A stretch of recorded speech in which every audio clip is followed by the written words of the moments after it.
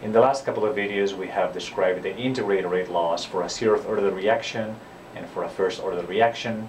Naturally, we want to continue to go along and describe integrated rate laws for second order reactions. But before we do that, we're going to take a little break and introduce a new concept, which is the concept of the half-life.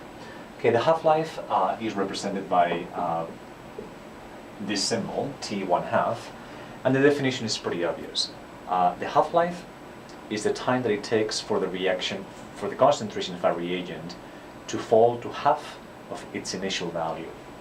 Okay, so let's again think about the reaction A to give P. Okay, so suppose that we start this reaction with 1 molar of A, and then the half-life will be the time that it would take for that concentration of reagent to fall to half molar. Okay, so again, we know that when time is equal to T1/2, then the concentration is exactly the initial concentration that we had divided over 2. That is what happens, well, that's how you define the half-life. So then what we can now do is go to our integrated rate laws for first order reaction and zeroth order reaction, and then see the values of the half-lives. Okay, so if we remember here what the equation was for a first order reaction, the integrated rate law, we have two forms. We can take the logarithmic form, which was this. And again, to figure out the half-life, what we would do is simply plug in here, replace this value by the concentration of A at time 0 divided over 2, and then replace in time by T1/2. Okay, so what we know is that when we are at the half-life, okay, so when time is equal to T1/2, then the concentration of A is exactly the initial concentration that I had divided over 2. Okay, so we complete here the integrated rate law, and then the last thing that we actually have to do is to solve for the half-life. Okay, so we notice that's sub 0 because that's the initial concentration of a reagent. Okay, so those two things cancel, and then what I have is that this is going to be equal to the natural log of 1/2 minus KT 1/2. Okay, this is what this is.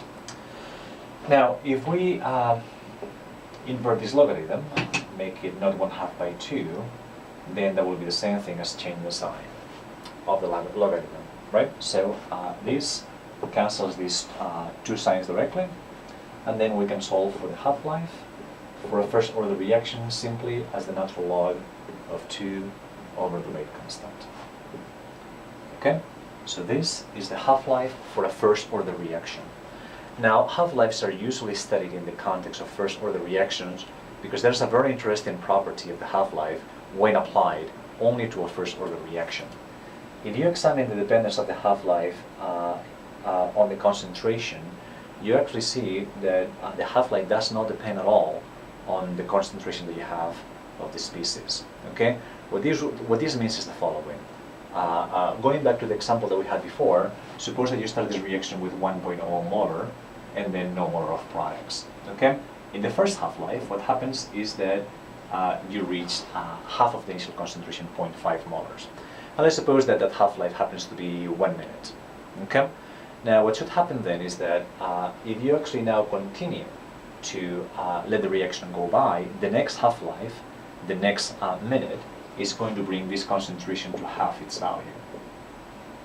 Okay, so again, the same time passes from here to there. Okay, that's something that is unique to first order reactions. It doesn't happen for any other orders. Again, what is unique is that this half-life is independent of the concentration that you have.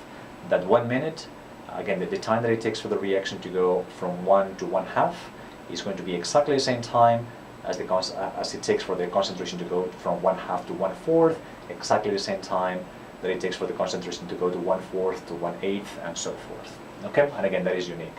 We can actually prove that this is unique by trying to figure out what the half-life for a zeroth order reaction is.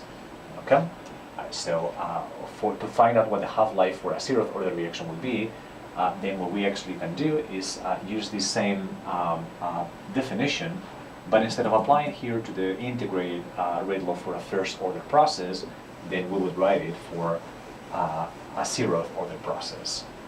Okay, so recalling here what the integrated rate law is for a zeroth order process, we have that it was like this. Concentration of A is equal to the concentration of A at time 0 minus KT. Again, to figure out here what the half-life for a zeroth order reaction would be, then we will make this concentration of A equal to the concentration of A at time 0 divided over 2. Okay? That is A naught and KT 1/2. Okay, so again, that's the definition.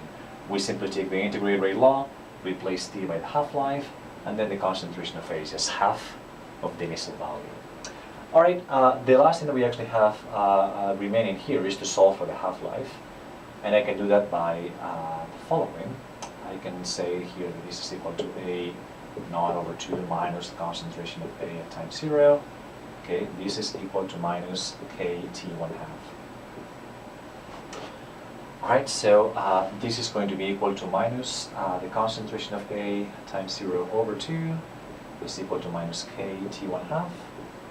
Right, these signs cancel out, and then I have that T 1/2 is going to be equal to concentration of A at time 0 over 2K. Okay, so that will be the half-life for a zeroth order reaction, and notice that this is very different from what we had with the first order reaction. In this case, the half-life matters, or the half-life depends on the initial concentration of reagent. So that concentration that you're starting the reaction with, that determines what the half-life is. That doesn't happen for a first order reaction, where the half-life is always independent on how much reagent you have. Okay, so this is the concept of the half-life and its application to first order reactions and zeroth order reactions.